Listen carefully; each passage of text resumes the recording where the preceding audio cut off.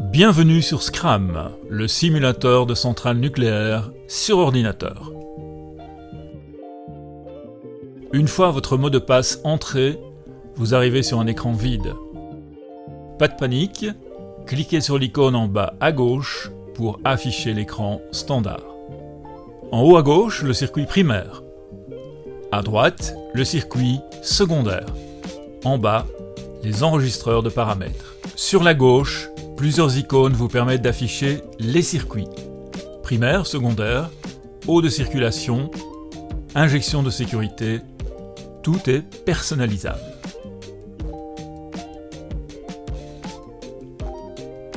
Besoin de revenir à l'affichage de base? Même icône, même endroit.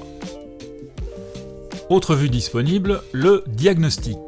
Il affiche l'état de santé global de la centrale.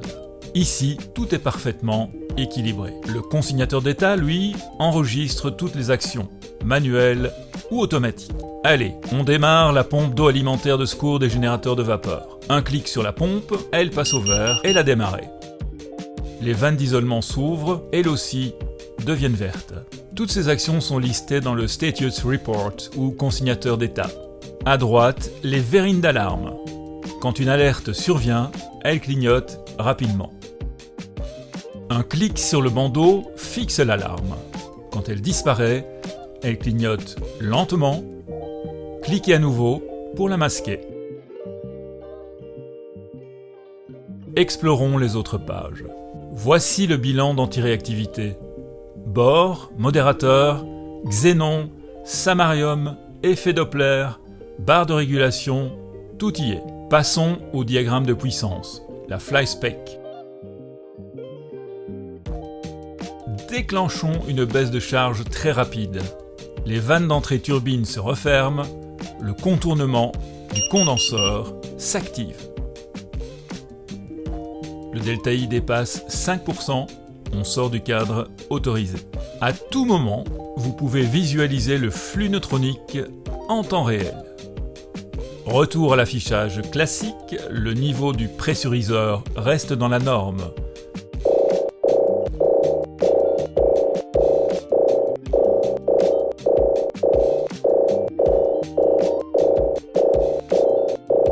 La régulation du niveau des générateurs de vapeur fonctionne.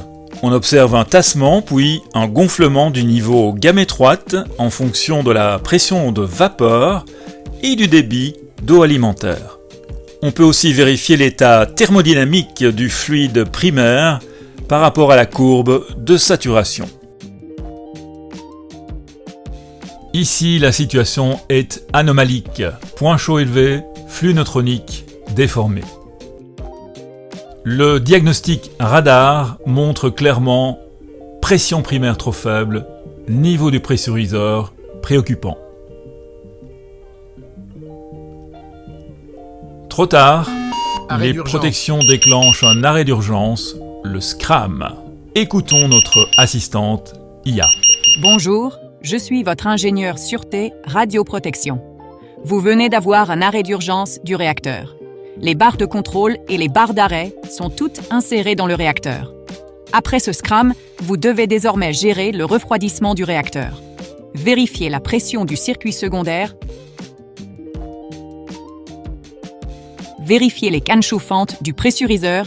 Vérifiez le niveau du pressuriseur et la pression primaire. Je vous laisse gérer ce transitoire. Bonne chance!